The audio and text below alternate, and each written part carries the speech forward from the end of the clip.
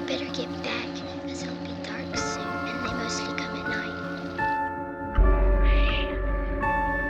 Mostly. Welcome to Mostly Horror. Mostly. I'm Steve. And I'm Sean. We're back with another episode, this time joined. And we back. Chelsea, can you give us one? Just one.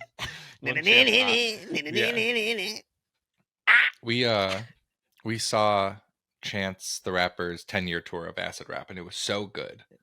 I'm so jealous. It made me miss that era of Chance. Yeah. He said he's coming with a new project next year. But anyways, this week we have an interview with Bishal Dutta, the director of It Lives Inside, the new neon horror film. So really excited for all of our listeners to hear that. Was a blast to talk to him, and we'll talk about that a bit more. Let's jump into something that our listeners probably already know. I'm sure you already knew that. You only tell me stuff I already know. You already know what I'm going to tell you. The first thing, and I actually just saw this last night, is they're working on, the big they, are working on, them. You know them. is working on a Paranormal Activity stage play. Mm-hmm. It's and I apologize for not knowing names. It is the director, the director of The Life of Pi play, which you said you loved. It was really good. Yeah, saw it on Broadway. It had its short stint there. It had a lengthy enough stint, but caught it near the end. Was really cool. And so that director, but I also saw someone share it. And I was like, it's interesting that this person is sharing this story. Yeah. And the person who was sharing the story is Levi Holloway, former guest of the podcast and writer of the stage play Grey House, which Sean and I saw on Broadway and was phenomenal. Levi is going to be penning this script. I can't remember if Levi mentioned like a cool thing coming that I can't talk about. I 100% think that he did. And we were saying, okay, well, we'll have to get you back, whatever. So we clearly got to get him back. How are you feeling about this? The whole thing from the concept itself to Levi, obviously. I don't know. I have not seen anything in the theater. Paranormal Activity is scary. Yeah. It is a film that scared the bejesus out of me as a kid. Yeah. I honestly haven't seen it in quite some time. I think it would still affect me. So, Levi is a writer who has this, Grey House specifically has this amazing dramatic through line and great like heart to it at the end of the day, and a great story. And you can hear him talk more about that in our episode with Levi. But I've never experienced a play that scared me. Sure. I don't know. So I don't know if that, I wonder what the objective of this play is. If it's to scare, if it's to do what Paranormal Activity did. Yeah. I just don't know. If it's an adaptation, maybe it's not the original film. Maybe it's a spin-off of the film or lives in the same world. Right. Or maybe it's just the first film, but it's more of a dramatic reimagining of it with still some spooky nature to it. Yeah. Then let's see. But the plot of Paranormal Activity, the stakes of the main two actors in it, are not what leads the story or leads the enjoyment of that film, in my opinion. Right. Yeah. So I know what you mean. It's certainly an interesting choice for stage. The very nature of Paranormal Activity is found footage, and to translate found footage into stage itself is just an interesting concept. And I wonder if they'll keep that element. If is there going to be is the camera going to be a part of the narrative, or are we going to drop the camera and just focus on happenings in a house? What's going to happen? But Levi really proved himself to me with Grey House. That again, if you want to go listen to that conversation with Levi, you should check that out. But we talk about so many things, and he clearly has he's got the darkness in him, you know. He's got some trauma in there, and I think he has a lot. He's really good at taking some of the harder aspects of life and converting them into art and dealing with these things through art. And so I feel like if I was going to trust anyone with this, Yeah. Levi is the direction to go. Also, in Grey House, there's a little bit of some stage illusion magic type stuff, Yeah. and I feel like, you know, this show will obviously have to lean into that a bit. And I feel like there's potential to do some really interesting things, like more interactive things with the audience and taking advantage of the full theater, not just the Mm-hmm. stage. So I would hope that their aim is to scare a little bit, Mm-hmm. and that it's not just like a parody of it. You know, that would break my heart. I understand there's going to be a level of self-awareness and humor. I think just with the nature, but yeah, I'm honestly excited about it. Also, it would be really interesting. And maybe we should edit this out. I don't know, but it would be really interesting to get Chris Landon and Levi on at the same time to talk about this. Do you think that that might even be something that's possible? Ooh, that would be interesting. I wonder if Chris Right? Landon's going to be a part of this. Like, It's yeah, I have no idea, part but of, even if he's not, you know, yeah, even if he's not, it would be so interesting to have a paranormal two conversation with yeah, with paranormal Chris conversation and Levi. with yeah. Yeah, that'd be And I interesting. think yeah, we're in a good spot to potentially do that. Obviously, they're both incredibly busy creatives. Yeah. They have a lot that they're Yeah, tackling at the Chris is moment. only working on the new Scream movie. Yeah, yeah, exactly. Chris is swamped right now, you know. And Levi's always got a ton of stuff cooking. So Yeah. yeah, it's I don't know. Either way, I'm excited to Yeah. see it. And so is this I'm sorry, did I obviously saw that they're doing a stage adaptation, but is it coming here? Is it going to be I thought it was like Broadway. Maybe I'm okay. wrong. Let's see. Yeah, I think I just Paranormal. assumed. I hear stage and I just go that means I can see it. But that's not necessarily true. For the West End, so it's going to be in Britain first, Okay. in All right, well, London, let's just that's a quick hop, skip and a jump in London town. across the That is, water. I do believe that Levi said he was working on another show that was going to premiere in London, and he couldn't say Okay. what it was. Why did they get it first? What West the End, fuck? the West Yeah. End is just like Broadway, but over there. Got you. All right. Well, That's where Ocean at the End of the Lane premiered. Yeah. can that please come here? In other stage news, Sean and I just saw a play, which hopefully we'll be talking with someone from it soon. But we Quick saw, quick little chat. yeah, we saw on Broadway, "The Shark Is Broken," the semi-meta play about the filming of Jaws, Mhm. written by Ian Shaw and Joseph Nixon, starring Alex Brightman, Colin Donnell, and Ian Shaw.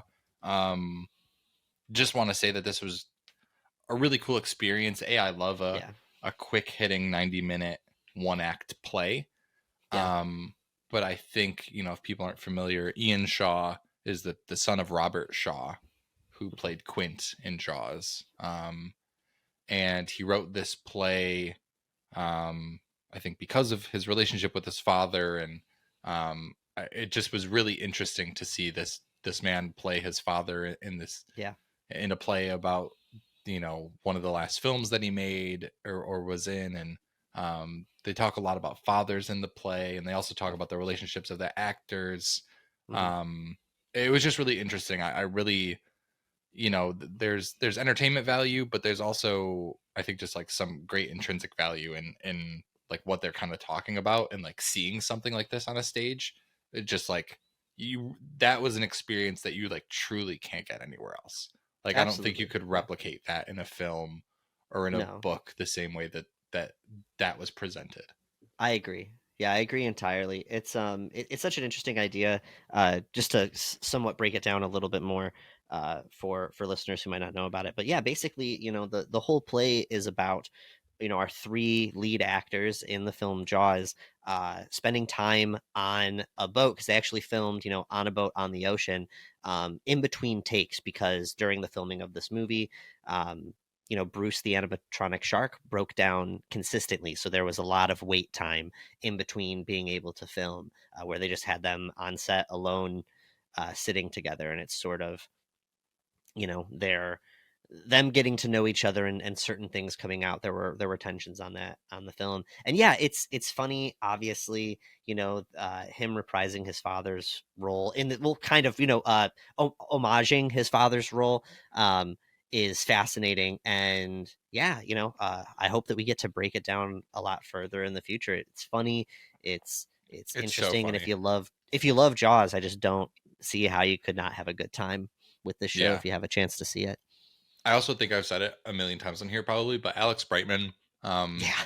who's in this, he plays Richard Dreyfuss. He also originated the role of Beetlejuice on Broadway. Mhm. I believe he also originated, if not just played, the role of Jack Black's character in School of Rock on Broadway. Yeah. He is just funny personified. talent. I Yeah. will watch Alex Brightman in literally anything that he's in. So truly enjoyed that. But anything else before we get over to our interview? Anything else you want to mention? No. I think we should just jump into it. Have a couple things we'll say at the end of the episode, but excited to give me your final your final thoughts before we jump into the interview on Bishal Dutta's conversation. What a conversation. There's so many cool things in this movie and in this talk.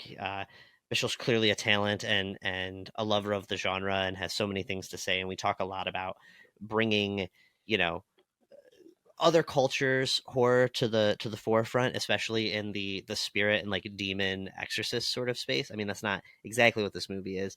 Yeah. Obviously, guys, if you have a chance to watch it before you listen, do that. We would much prefer that you pause now and wait till you get over to see it. But there's some fun stuff, and it's a great conversation. I think you guys are gonna dig it. On that note, we will get you guys over to our interview with Bishal Dutta, director of It Lives Inside.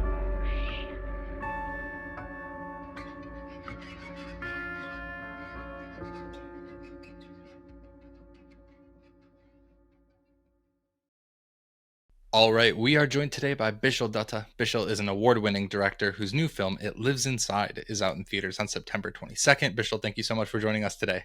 Thanks so much for having me, guys. I'm so excited to talk to you. Yeah, we're very excited. We want to say, listen, you told us this. This is your first podcast interview. We want to take that claim. Like we want to put a banner above this episode. Yeah. It's an honor that it's you guys. Yeah. Thank you. Listen, it's very mutual here. Yeah, absolutely mutual. Message to Chelsea, our editor. Can we get a cork popping sound and, yes, and maybe yes, some and applause. celebratory? Yeah. What are you guys talking about? I'll just go get some champagne right now. Oh, Yes, hey, exactly. perfect. I'm down. Practical's best. Yes, Yeah. something tucked away here. Bishal, we're so excited to have you here. We're obviously going to touch on a lot of aspects of this movie and the genre and your background. But first, we have to start off with our favorite question to ask every guest that we bring on the show. And that is your intros to the genre. We're looking for those early childhood memories where maybe you snuck, from behind the couch and saw something you weren't supposed to, or maybe, an adult in your life told you a story or showed you a piece of media that maybe they shouldn't have. Do you have anything like that to share with us? I have two for you. I have two that I'd love to share. Well, first, Jaws. I was 3 years old. My grandfather, we lived in a small town in India, and he was actually the only person in that town who had a VCR. And he had Jaws, and he showed it to me. And apparently I'd never wanted to do anything but make movies since then. So it clearly had an effect. And the other one was when we first moved to North America, I saw like a great scene from Terminator 2 on TV. And I asked my parents, like, can you get me that movie? I want to see it. It looks so cool. And it showed me the first one. A very different vibe. Obviously, very different vibe. And so I'm 5 years old watching a dude's heart get ripped out and the very beginning of Terminator 1. And I think those were the two where I was like, I really like this weird, scary, fucked up stuff. Yeah. Oh, absolutely. Jaws is formative for me. I still have this intense, irrational fear of sharks because of that movie. We talk about it. Well, it's very rational. With Jaws specifically, so like India is obviously a very large area of land. Were you close to water where it affected you in that way, or were you more like mainland India? I'm curious, like where you were and if it affected you, like being close to water at all. It's a really good question. I mean, I don't think we were close enough to water for it to really affect me. I had weird anxieties about pools for a long time, about sharks and pools. But what it was for me is I think it was that early introduction to kind of the language of fear and that very sort of universal language of fear. And I don't remember necessarily being afraid of water or disliking sharks, but I remember being afraid. And I think like at that sort of very foundational level, it's very interesting. If you show a kid like gore or whatever, they really don't care. They're not understanding of it on an evolutionary level, but the sort of aesthetics of fear, the dark, the darkness or the thunder or, there's the eerie music, like there's just something innate and primal about fear itself. And so I think like that the love affair, I think with horror specifically is not necessarily about the shark or any of that, but about the feeling that this thing that was constructed by filmmakers that can make you feel this very primal fear, within the artifice that you can feel that. Yeah. Absolutely. Yeah, I will say, like, we probably talk on a week-to-week basis how it's so hard to be scared anymore watching horror as horror fans. Yep. And but Jaws really does have like one of the most like technically sound jump scares in a film, like the underwater shark jump scare, or it's just the dude popping out, body. Right? Yes, the guy coming by, like that is just, it's like so architecturally sound from a film point of view that like you have to respect it. It's amazing, right? And it's like it's just there's a latent delay where Hooper's character is still coming into frame as it's like it works because it's not perfect, it works because it's not perfectly choreographed and it's a little messy and it's like 2 seconds early or whatever, I hear you. I love that scare. It's a great I love your point about you could potentially show kids even gore, like violence, things like that, and they might not be affected, but they're really hit by that ambiance. It's like the feeling of fear, the construction, the mood can kind of throw a kid off before anything scary to an adult even happens. That resonates incredibly hard. I have to ask, have you heard of these they have these on the lake showings of Jaws where you can sit in a tube on a lake and watch? Would you ever do something like that? Yes, I would love to do that. That would be all right, so let's set fun. It up. That's one of my dreams for sure. Yes, I am a 30-year-old man who has been watching horror for years. My scare tolerance is high, and I would be heart racing doing that even on a lake. I recently swam in a lake, and I haven't felt like it was a very, very murky lake, and I have no fear of the ocean, can swim as deep in the ocean, whatever, that's totally fine. But I was in this lake, and I just got hit with this most primal fear you can imagine. And it was like making horror films. It's so nice to be reminded of that feeling because it was so murky, and I was all alone. I was just like, oh, I'm in this new place. I'm going to swim in this lake.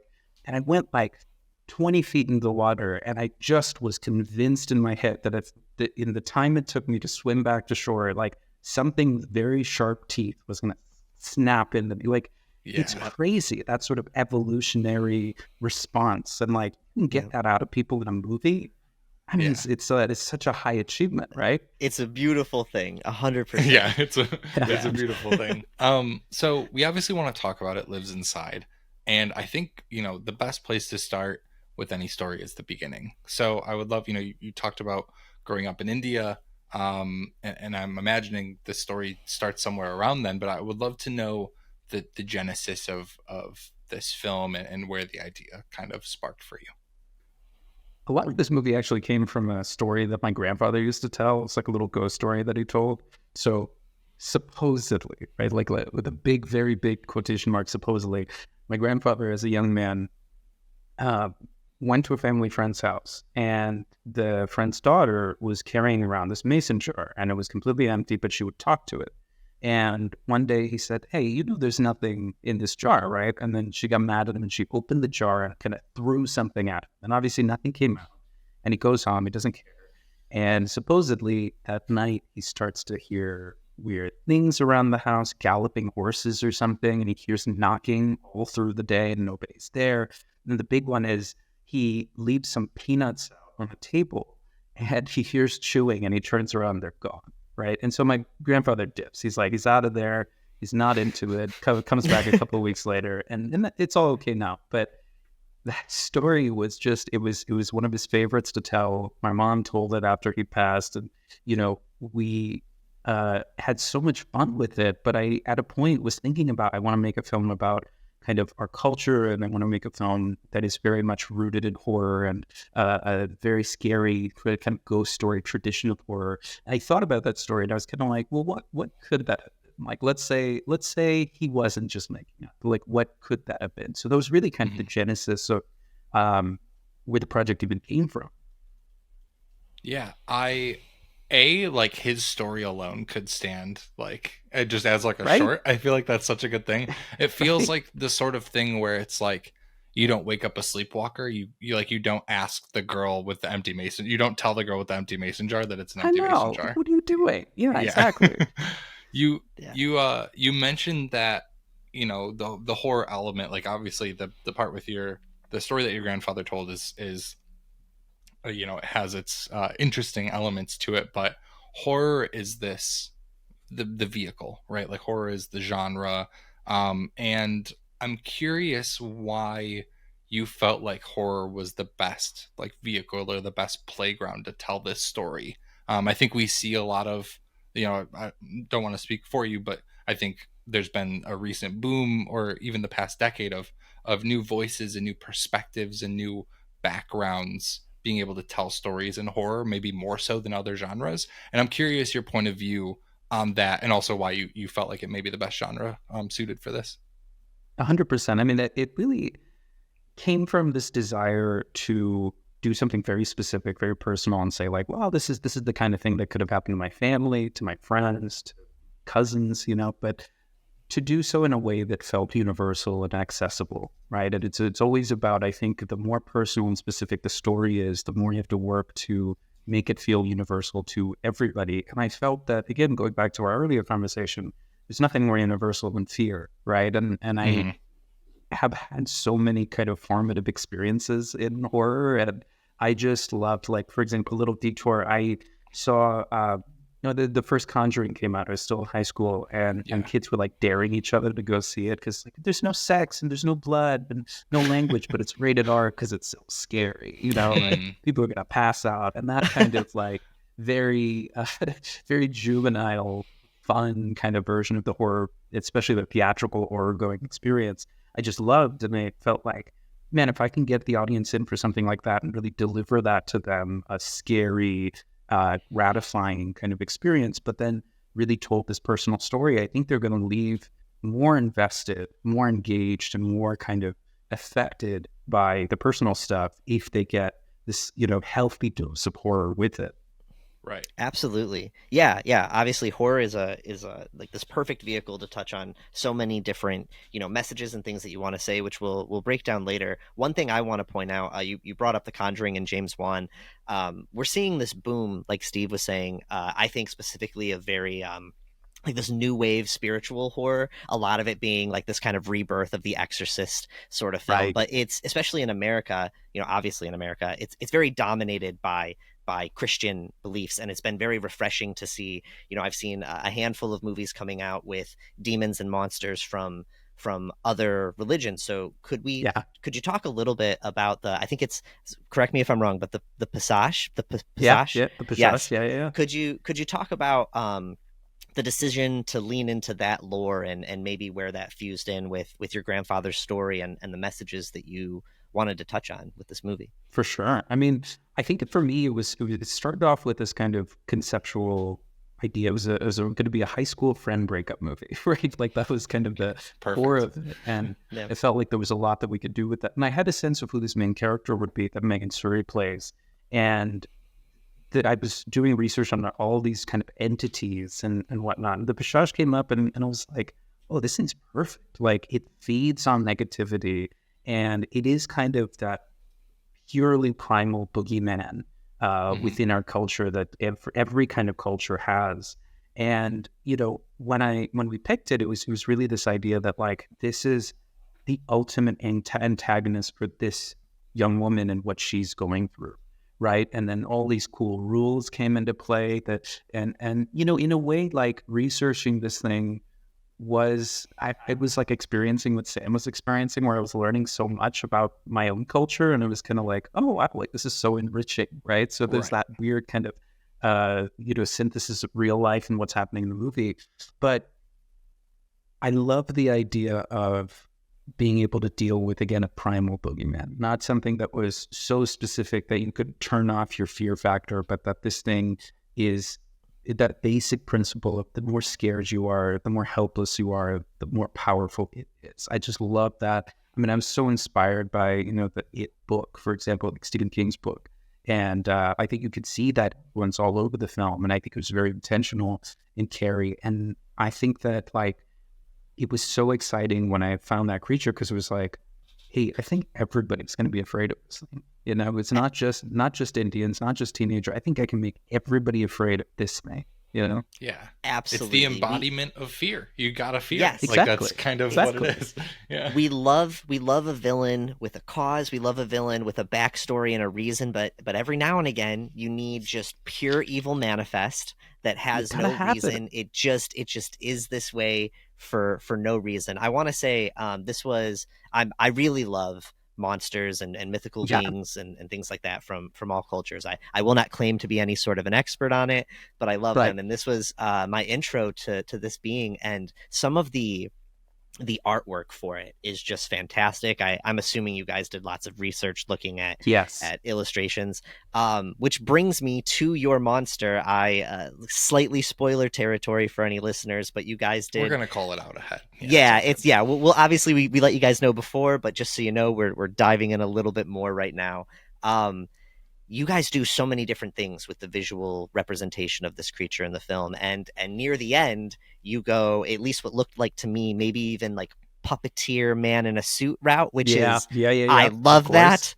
That is like, thank you so much. It was refreshing. I mean this in the best way, but I was thinking, you know, like 80s gore flicks, 100%. And then even like Power Ranger villain almost. Like I love that. Yes, in the best. Like I mean that. I was thinking the Godzilla movies, you know. Yeah, yes, Similar. absolutely, Yeah, absolutely. Could you talk a little bit about the visual evolution of this monster throughout your movie, and maybe leaning into that practical side near the end there? What was that like on set?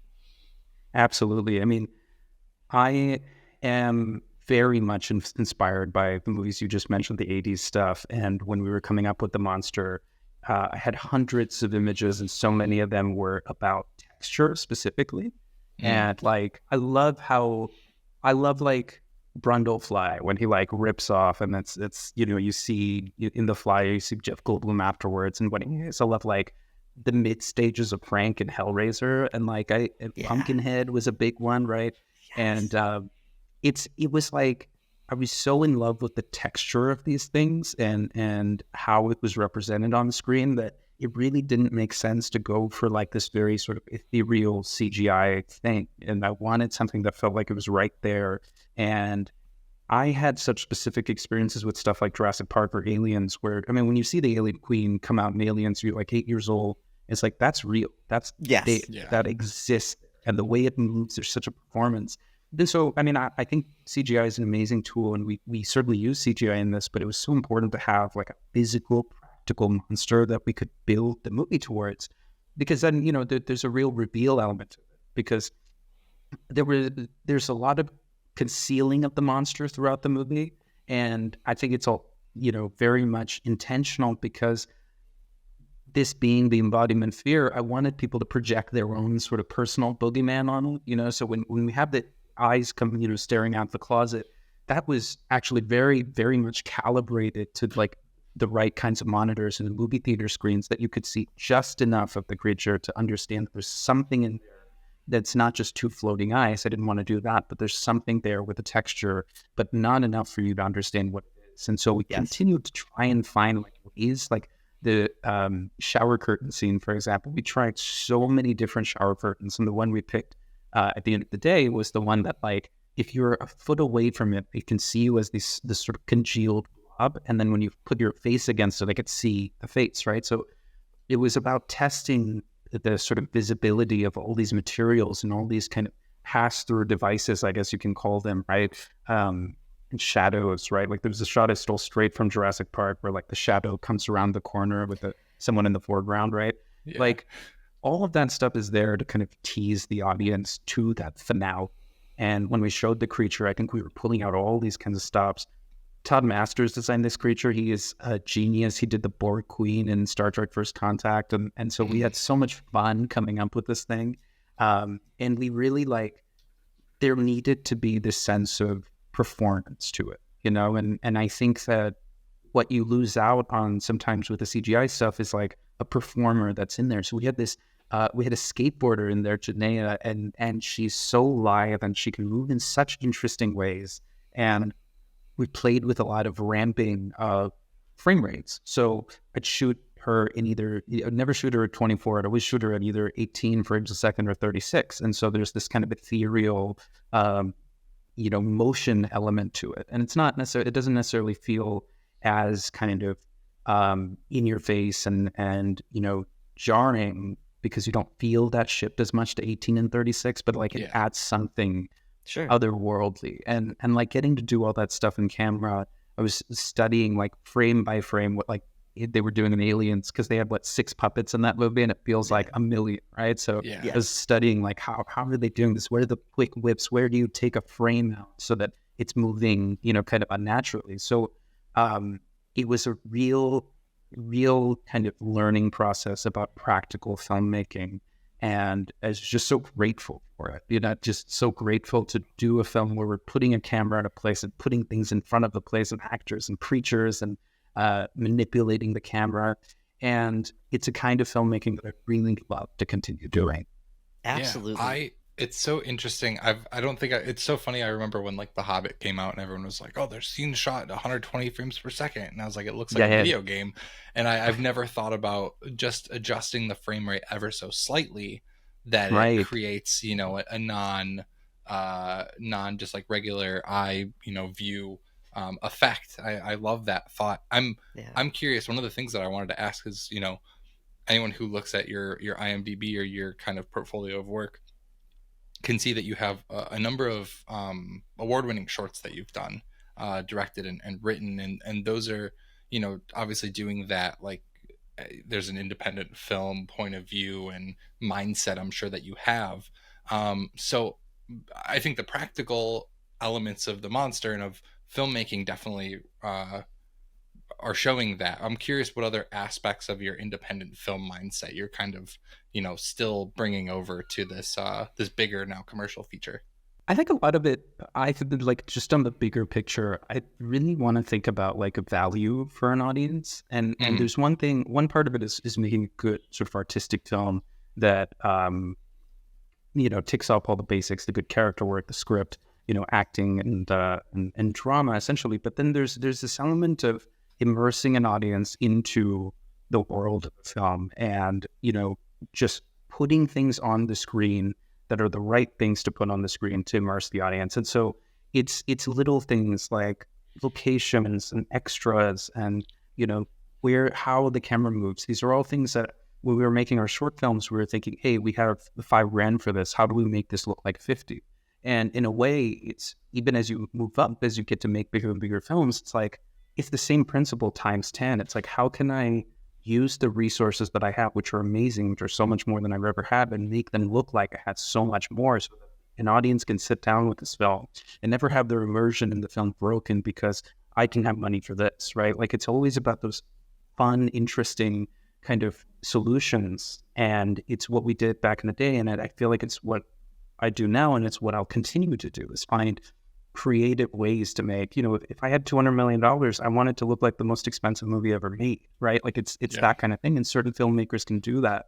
You see what Steven Spielberg did with 150 on War of the Worlds. I think it's one of the biggest looking and feeling films ever made, and it provides so much value for an audience. And so it's something I want to be cognizant of and keep that as a tool in my toolkit as I hopefully get to make bigger movies. Yeah. Absolutely. I'm curious, having watched the shorts that I could watch, what was the budget on Inferno, if you don't mind me asking? Oh man, Inferno was $8,000 or something, and it looks so good. It looks you. So I was texting me about it. Yeah.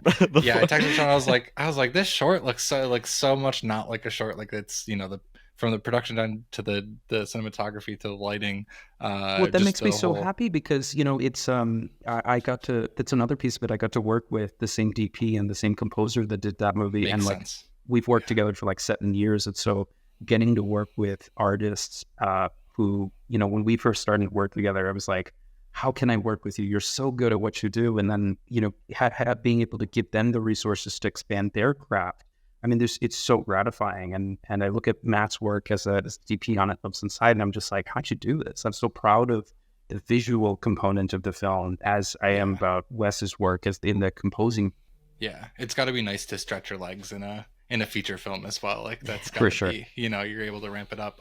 So, you know, obviously we touched on all the horror elements in this film, or at least a lot of them, kind of the backbone horror of this film. I am curious though, you know, there is this overarching story. I know you said it was kind of started as a high school friend breakup movie, but there is a very, you know, strong through line about this this immigrant family who is trying and in some ways not trying to assimilate to living in America, right? And so I'm curious to hear your personal background there. I think there's so much from Purna, the mom who basically is sticking with, you know, practicing the religion the way that she always has and speaking Hindi, and then Samita, who is dressing like a typical American teenage girl and wants to be, you know, just like her friends, and frankly is like dating the hot white boy in high school, like Totally. You know what I mean? Like I'm curious the personal ties that you have to that story, because to your point, I feel like you use horror to usher it in, but it is this really strong message that you're kind of that you're giving in this film. So yeah, I would love to know your personal connection to that. 100%. Thank you for asking that. And I think, like, you know, the conversation really comes down to this weird kind of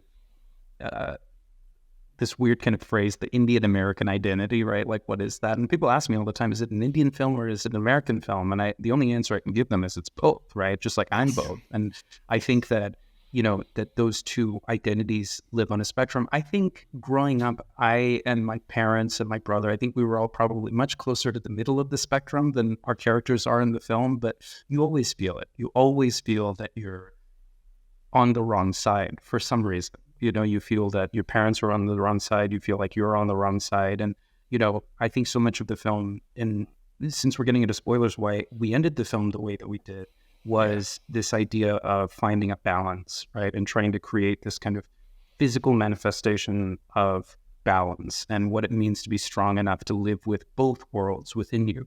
And for me personally, like, some of these things have happened to me or to my friends and whatnot, certainly not the demon part, but some of these conversations with your parents and whatnot. But more than that, like, I look at the relationship between Sam and Purna as really the intellectual heart of the film, you know, of if we're talking about what the film means, that it really is there because they're on two sides of the spectrum. And I wanted them to find the synthesis, right? Like Sam's thesis, Purna's antithesis, that they would have to work together and kind of find this middle ground. And that the film never says one of them is wrong and one of them is right, because that's just not true, right? So pulling from my own life, it was kind of this thing of like, I've had moments where I've been one or the other. And it was kind of like, well, can we create these two characters that are the manifestations of both sides and have them through the events of the film, not in like an intellectual way, but through the drama of the film, find this middle ground where they can both coexist, right? Yeah.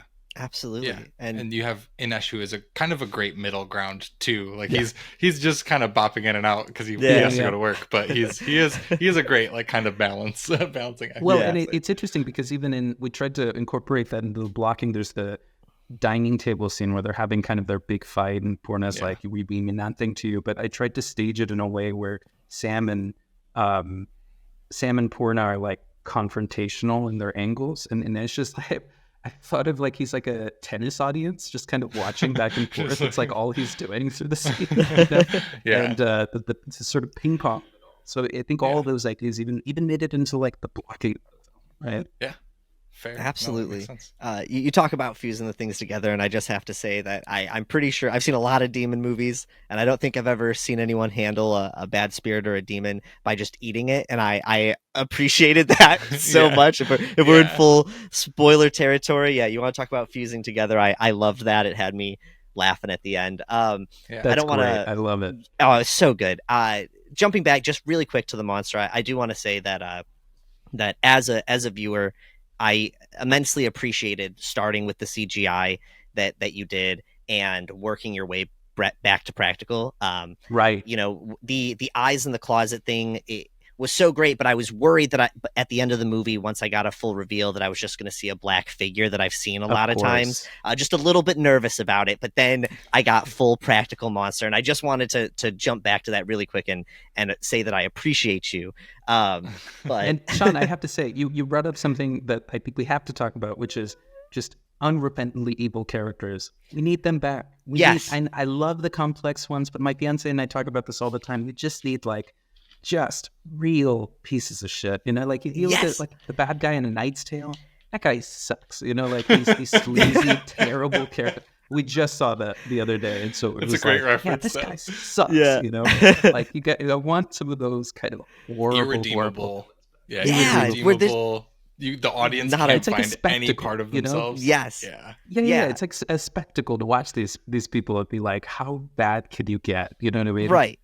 Yes, and when you're doing them in a creature route, my personal beef with a lot of movies that are happening right now is we're getting a lot of just straight mimics of the protagonist or characters with a grinny face or just black shadows, and that can be great. But you gave us a monster, something interesting and unique to look at, and this makes me so happy because we had those conversations in even the budgeting stage. It's always like responsible budgeting is always like, do you need this thing? And that question was asked, like, do you need to show a monster? And it was like, yeah, I think so. I think this particular movie, the way it's structured, the way an audience is going to engage with the film. So I'm so glad you said that, Sean, because like I think that validates so much of my feelings about like, no, they're going to want something. They're going to want. It's like the thing about the Terminator where the producers wanted to cut off the endoskeleton part, like blow up the truck and end the movie. It's like, no, the movie's not done. You need to see the endoskeleton. Need to feel this otherworldly terror, this physical terror. You spend all of this movie building up. You got to deliver at the end. Like I need that. With that's that though, the kind of thing that's so. Sorry, not to cut you off, but that's absolutely. so exciting.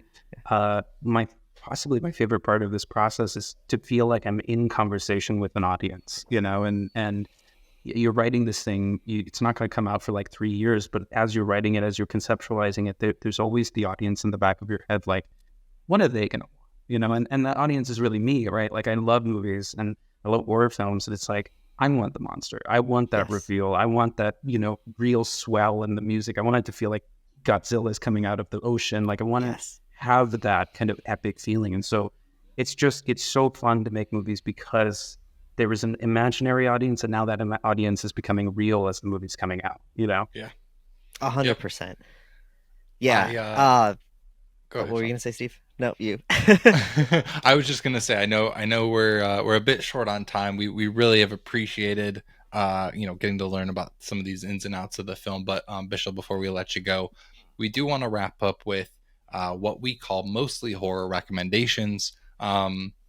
You just pulled A Knight's Tale out of nowhere a minute or so ago, so I'm really excited to see what else. But if you wouldn't mind giving us a horror film and then a non-horror film that you would recommend to the audience, would love to hear what you have to recommend. Okay, sure.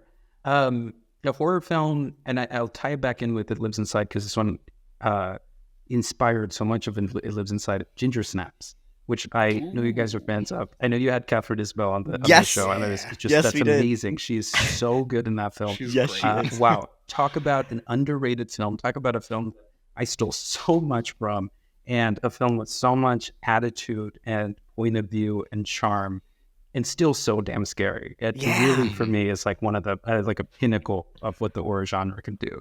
Whoa, and then I'm seeing those parallels now. I'm so sorry to cut you off, but it's right? Now I have to rewatch.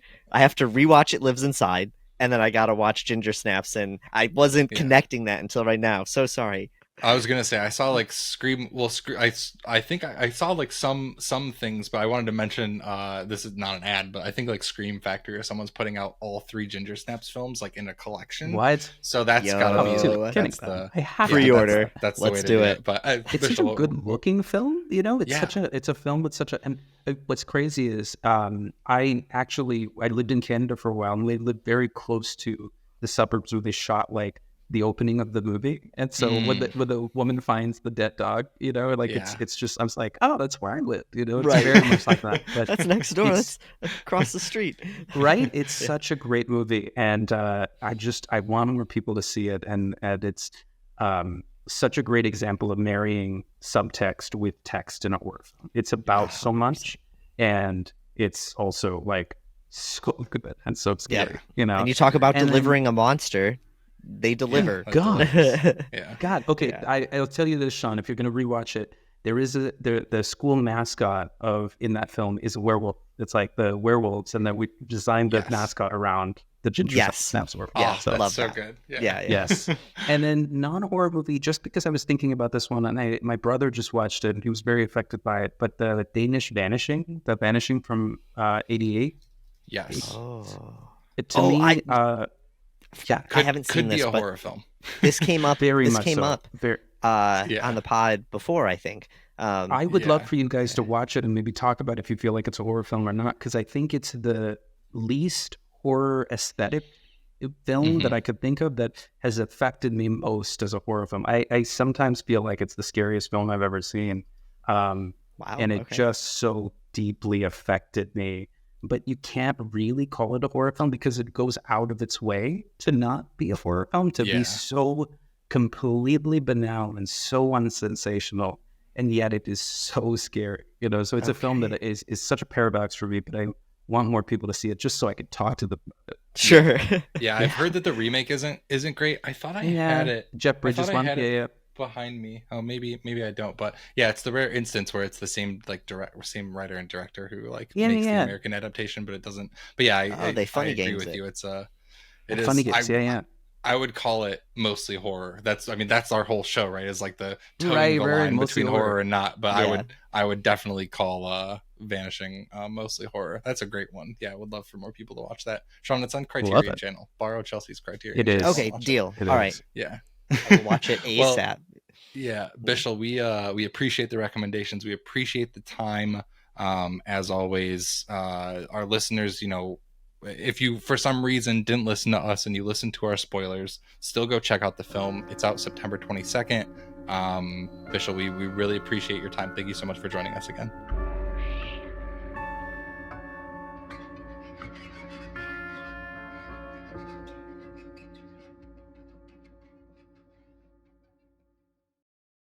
And we're back. Thank you guys so much for listening to our conversation with Bishal Dutta. And Bishal, thank you again, if you're listening to this, so much for joining us. We got it wouldn't be an episode of Mostly Horror if we didn't have some alien updates from Sean. So let's do some alien updates. Some, what do we call it? What was the bit we named this? I think we were saying like tinfoil time or tinfoil time. It's some tinfoil time, Sean. But I'm telling you that those things exist.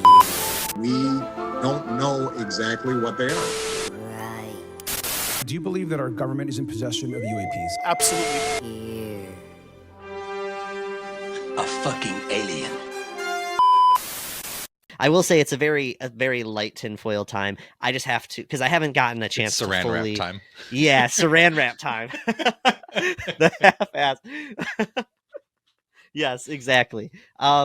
No, I obviously, you know, the internet is buzzing with some of the things that were presented at the, you know, the Mexican hearing, and I have not gotten to fully watch that hearing. I haven't gotten to fully look into stuff, but I'm sure you guys already know they presented quote unquote bodies at this hearing, and it's ridiculous looking.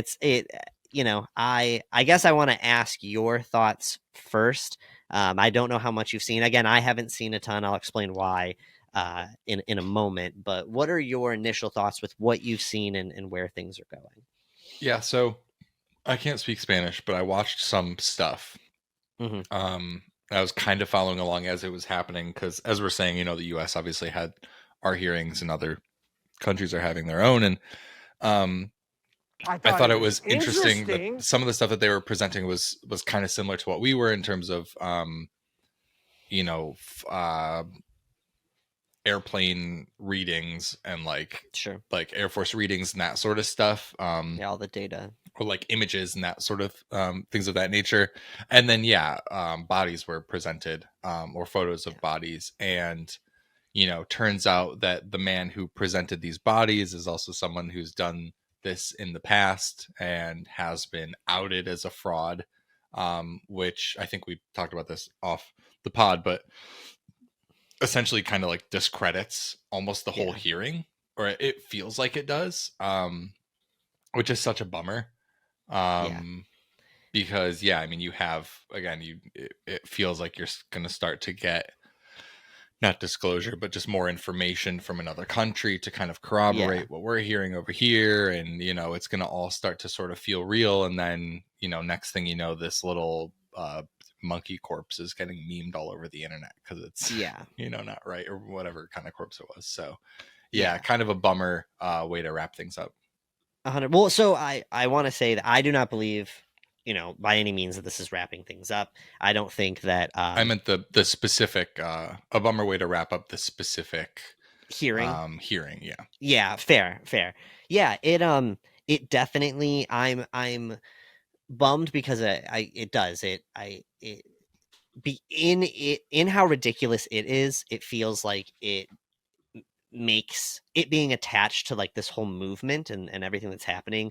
It feels like something that pulls the rest of everything else down. You know, I feel like there are plenty of people who haven't looked into a lot of the other stuff that is very real, very valid, much more intense and interesting, and they see something like this and they go, oh, this is what this is where this is heading, and they might discredit the rest. So I'm very curious how this ended up being able to be presented. Granted, they're still like, they're going to be running all these tests and stuff on it, I guess, and there's these other aspects, but clearly, I mean, you look at them, the anatomy doesn't make any sense. You know, at this point, I'm checking my own biases because I'm just so ready for this to happen. But even I have to be like, listen, dude, like look at these shoulders, look at these hips, look at the way bones connect. It doesn't make any sense. Apparently the skulls and like the faces skulls are, some people are thinking that they could have even been made out of the back half of a llama's skull is one of the theories that I saw. And imagine being so like, what's the like, what's driving you to do this? Like, you just want people to believe so bad that you start like manufacturing alien bodies and then you present it to your Mexican Congress or whatever it is. Like, what's compelling this man to do these things? Right. I don't understand. You know, fakes and frauds and things like that have always been a thing, but it's, you know, usually been for memes, quick book tours, you know, side freak show sort of stuff. And or oddity museums and collector stuff like that. But I'm just really curious how we ended up. Again, it wasn't that the Mexican government was presenting this. This was, you know, this guy whose name I can't. It's like Jamie. I think I'm Jamie Maussan, Maussan. I believe is the person who presented it, Mexican journalist and longtime UFO enthusiast. So there are apparently a handful of people that are interested in at least learning a little bit more about this, but it doesn't, on the extreme hypothetical that this had anything to do with aliens, it would clearly be some sort of failed breeding experiment or just what, it doesn't make any sense. It looks, I think the fact that makes it's like, you know, longtime UFO enthusiast brings these things to the table. Like, this guy's been wanting UFOs to exist his whole life. And like, sure, that can mean maybe he's doing more research and like finding more things that other people aren't. But like, sure, I'm really going to believe this thing when it's like, man who never believed in UFOs or the existence of aliens is like, holy shit, we found something. You know what I mean? Sure. Like, that's what I'm going to be like. yeah. Like, you know what I mean? When all these people are like, you know, they came out the womb going beep boop bop boop and thinking that green men are walking around them, boop, bop. and then they're like, oh, aliens exist. It's like, yeah, I'm gonna take everything that they say with a grain of salt. You know what I mean? Like, well, yeah, it's but that's, again, to the kind of credibility portion of it, like that's where we get into like a real government hearing and people being interested, people that are just in the government and not like UFO enthusiasts, quote unquote, or on like this the UFO subreddit, like right, them having inklings of belief and learning about these things. That's when I begin to be like, okay, there's other voices in this. You know what I mean? It's like with, you know, scientific experiments, like you know, when scientists publish something, findings or whatever, they get peer reviewed. They have other people in the community, or just other like types of scientists basically like corroborating their evidence. And so it's one thing for a UFO enthusiast to be like, yeah, these things are real, I've seen them. And it's another thing to have Air Force people, you know, right-wing people, left-wing people, up-wing people, down-wing people saying that these things exist. I think like that's kind of where I'm, you know, I love the multi-cultural, the multi-country approach, like seeing other countries do this. But every time that it's like person who has always been obsessed with UFOs continues to be obsessed with UFOs, like I don't know if it doesn't tilt the scale for me, if that makes sense. Sure, 100%. I mean, overall, what we need right now is not these like intense. They're not going to be the ones that present the bodies. You know, the journalist that has loved UFOs forever is not going to be the person that brings the bodies out. It is going to be one of these, you know, companies that David Grush is like alleging, you know, has tech, things like that. Like it's when the body that has been kept in the, you know, in the freeze, like whatever chamber for the past, you know, 6-7 decades is like those are going to be the bio, and it's stuff not gonna look like the shit that we saw. You know what I mean? It's gonna be a jellyfish. It's gonna be something so fucking weird. It's gonna look like a troll doll. Like it's not gonna look like the shit that we think it's gonna look like. You know what I mean? I think like they're gonna be like, you think this is a hamster? No, this is our new god. That's basically what it's gonna be like. I do feel that there's a chance for what is it, bipedal? Is that how you say it? Bipedal. Yeah, bipedal. You know, anamorphic, humanoid-esque. Why? Because one of the theories, at least one that I entertain, I'm not saying that I'm 100% convinced of this, and I also think that there are going to be, I don't think there's just a species. I think there are multiple species. So I think that there are going to be the thing that look like a fucking jellyfish or looks just like light to us or plasma, you know? But because I'm also going like interdimensional being, whatever. But you know, I'm open to the idea that they are not just interacting with us, but they grew us to some degree. And that, you know, there's the whole theory about like taking primates and like altering DNA. So I feel like there's just a chance that there could be a humanoid element to at least one or two of these. But I don't think aliens exist. It's like the movie Cars, dude. They're just a bunch of cars or something. Like it's well, fuck it. Sure. That's what I'm like. Yeah. I was never really on the alien train besides being like, yeah, I think life exists somewhere else. But I'm now at the point where it's like, you know, which state is the show me state? Missouri or whatever? Like, show me something fucking weird. Well, yes. Give me we got to get there. Give me a beacon of light. Give me the thing from Nope. Like, I'm so ready.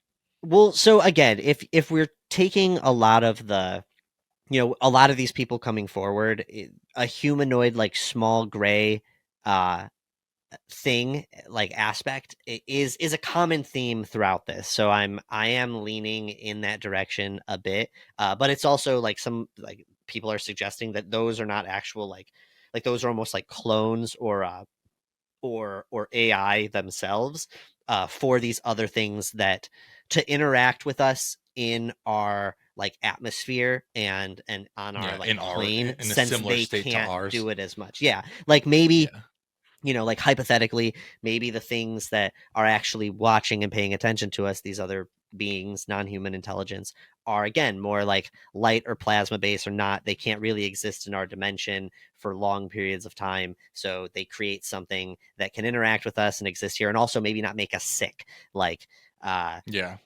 But so obviously this is a ton of conjecture, but either way, what we were presented with is a bit ridiculous. I am going to hopefully by next episode, or at least in one of the very soon coming episodes, I'm going to deep dive the Mexican hearing and obviously catch us up on any new news that's happened from then, as well as break down maybe this journalist that presented these aliens in the first place, and maybe we'll have some updates by then.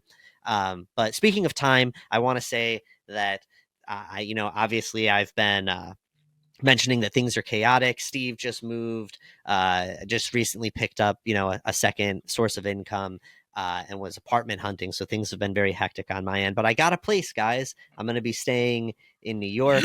I landed in an apartment. Steve's victorious burp, is exactly how I feel about it, to be frank. Pros and cons on either side, but yeah, so things should be leveling out soon. I'm in the midst of packing right now, and we'll be moving about 20 blocks away from where I'm located currently. You got to get the same fast internet that I get. It's life changing. That's straight up going to be talking to you about it. I want to know, like, who well, we don't want to do any promos, but we'll talk about no it. Free ads. Yeah, fuck that. But we'll talk about it and see if it's it's the best option for you where you're at. But I wonder if it's any different, because we're a bit away now at this point. But yeah, so going to be figuring all that out, and also going to be trying to get that internet set up before I even get my stuff moved in there, because I'm not trying to have any crossover period. So fair. Yep. Yeah. On that note, I said on that note, like on the way. But on the note, on that note, time for mostly horror recommendations. We'll do quick ones this week. My mostly horror recommendation of the week is the first season of the HBO show True Detective. I hadn't seen it since it came out, and Sydney had never watched it, so I wanted Sydney to watch it. And it is just as good as it was back then. It is, excellent writing. It's like this weird, Gothic isn't the right word. Southern Gothic is what I'm looking for. Sure. Like middle of Louisiana. Just it's a great, two buddy cop, not so buddy cop story with Matthew McConaughey and Woody Harrelson both absolutely killing their roles. It's got bits of horror to it. The last episode is very horror-esque. But it's true crime, it's cult, it's all the things that you know and love. I know that people don't love the other two seasons of True Detective. I haven't seen them. We're might be watching through them, but I know that the new one is coming out, written by Issa Lopez and starring what's her fucking name? Clarice. Why can't I think of her name? Jodie Foster. Jodie Foster. Yeah, Jodie Foster is the star of the new True Detective, and it's written by Issa Lopez, who did Tigers Are Not Afraid. Love it. So, but yeah, that first season is just immaculate. So I wanted to recommend it to fantastic our listeners. I have only seen like the first 2 episodes, and it was years ago. I need to watch. You should watch it. You would like it because it gets. I know the last episode is like really fucking great. Yeah, I didn't fall off. I was watching it with a now ex, and I think I was just like waiting to continue watching with them, and we just never got around to it. But I will take it up on my own.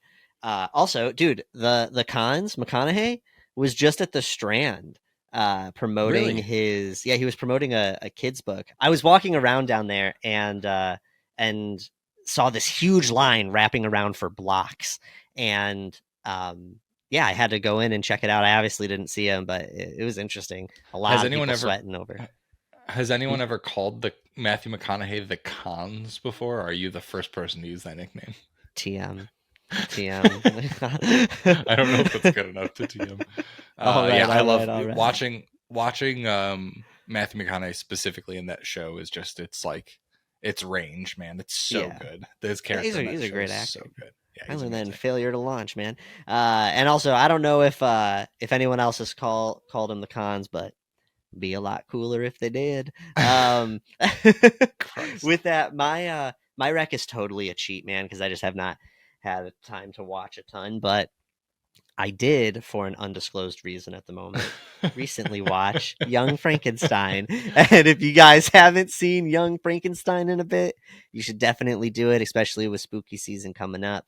I think it's a good intro to your spooky Rasta. And yeah. If you're Jamaican. Spooky Rasta. Whatever. Rasta. But yeah, so that is my rec for the week. Great. Those are good ones. I thought about saying Young Frankenstein because I also watched it for undisclosed reasons, but that's I'm glad that you did. But on that note, we'll let you guys go. We've been holding you hostage for this whole episode, so we're gonna let you go. No, but it's the end. You guys are done listening. You can press stop now if you want, or you can listen to the rest of what I'm going to say, which is you can send us an email, mostlyhorrormovienight@gmail.com. Tell us about Young Frankenstein. Tell us about if you like the season 2 and season 3 of True Detective. I know some people shit on it, and I'm curious if you have any thoughts. Yeah, break that down. Yeah, we you can also find us on Instagram at Mostly Horror Pod, or TikTok and Twitter at Mostly Horror. I'm on all the socials at Steven is Average, and Sean is everywhere at Hypocrite Inc. or Hypocrite.inc. And that is all that we got for you this week. We will catch you next time. Goodbye.